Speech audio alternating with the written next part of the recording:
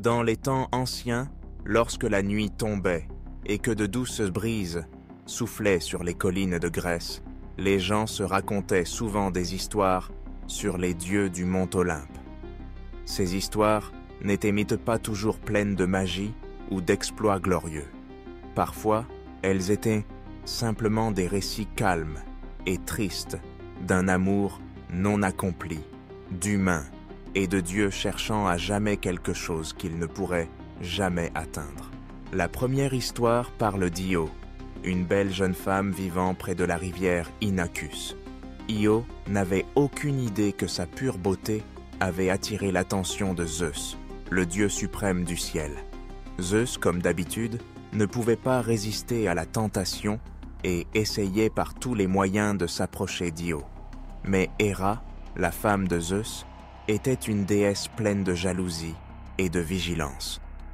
Pour cacher cette liaison secrète, Zeus transforma Io en une vache blanche. Io errait partout, ses yeux tristes regardant le monde à travers sa nouvelle forme. Héra, bien sûr, n'était pas facilement dupée. Elle confia Io à Argus, un géant aux 100 dieux pour la garder. Pendant de longues nuits, Io ne pouvait que pleurer, en silence, des larmes tombant sur l'herbe douce. Finalement, avec l'aide d'Hermès, Io fut libérée, mais dut errer dans le monde, endurant une solitude que personne ne pouvait comprendre.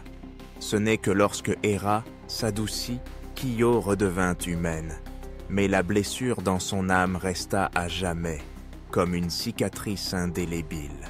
Voici l'histoire de Callisto, une chasseuse et suivante d'Artémis, la déesse de la chasse. Callisto avait fait vœu de rester chaste toute sa vie, dévouée à Artémis et à la forêt. Mais Zeus, une fois de plus, fut captivé par cette beauté pure. Il se déguisa en Artémis pour approcher Callisto, la rendant incapable de résister. Lorsque l'affaire fut découverte, Artémis expulsa furieusement Callisto de sa suite, et Héra, par jalousie, transforma Callisto en ours. Elle vécut seule dans la forêt, évitant toujours les humains et les dieux. De nombreuses années plus tard, le fils de Callisto, Arcas, grandit et faillit tuer sa mère, et en chassant.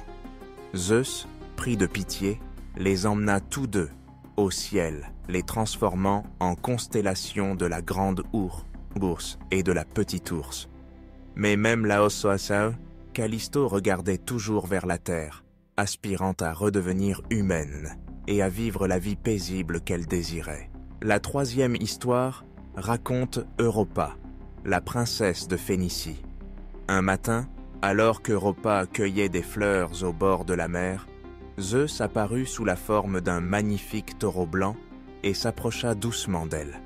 Europa caressa le pelage lisse, sans savoir qu'elle était près du dieu le plus puissant. Zeus souleva délicatement Europa sur son dos, puis plongea soudainement dans la mer, traversant l'immense océan jusqu'à l'île de Crète.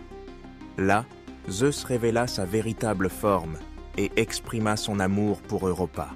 Mais Europa, malgré l'amour de Zeus, ne revint jamais chez elle. Le désir de sa famille et de sa patrie hantait Europa durant les jours qui suivirent, sainte.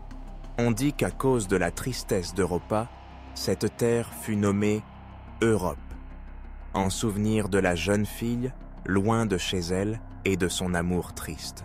Enfin, il y a l'histoire de Sémélé, une princesse de Thèbes. Zeus aimait Sémélé tellement qu'il venait souvent la voir en secret la nuit. Héra, comme elle l'avait fait à plusieurs reprises, ne pouvait pas laisser cela passer. Elle se déguisa en vieille femme, s'approcha de Sémélé et sema le doute dans son cœur sur la véritable identité de son mystérieux amant. Confuse, Sémélé supplia Zeus de lui révéler sa forme divine. Zeus, lié par son serment sur le fleuve Styx, ne put refuser, mais la radiance et la puissance d'un dieu étaient trop grandes pour un simple mortel. Sémélé fut réduite en cendres par l'éclair divin. À la mort de Sémélé, Zeus sauva l'enfant dans son ventre, Dionysos, en le cousant dans sa cuisse jusqu'au jour de sa naissance. Bien que Sémélé ait ensuite été emmenée sur l'Olympe, elle reste un symbole du prix douloureux que les humains paient lorsqu'ils aiment un dieu.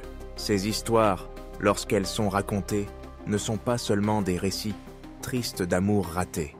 Ce sont aussi des leçons sur les limites entre les humains et le divin, sur des rêves hors de portée, sur une solitude que même les dieux les plus puissants ne peuvent effacer pour les mortels. Io erre sous la forme d'une vache blanche, Callisto est seule au cœur de la forêt, Europe est à jamais loin de chez elle, Sémélé paye le prix de sa confiance et de son désir de voir la vérité. Toutes sont des trasenkos de la rencontre entre le fini et l'infini, où le prix de l'amour est souvent le chagrin et la perte. Sous le clair de lune grecque, ces histoires se transmettaient, s'insinuant doucement dans le sommeil de nombreuses générations. Il n'y avait ni bataille héroïque, ni magie éblouissante, seulement les soupirs d'âme éternellement agités. Et peut-être, au milieu de ces récits tristes, les gens trouvaient un peu de paix, car toute douleur sera finalement apaisée par le temps, et les étoiles dans le ciel haut nous rappelleront à jamais ceux qui ont un jour aimé, un jour pleuré, un jour espéré, un jour rêvé, même si ce n'était que pour l'instant le plus bref d'une vie.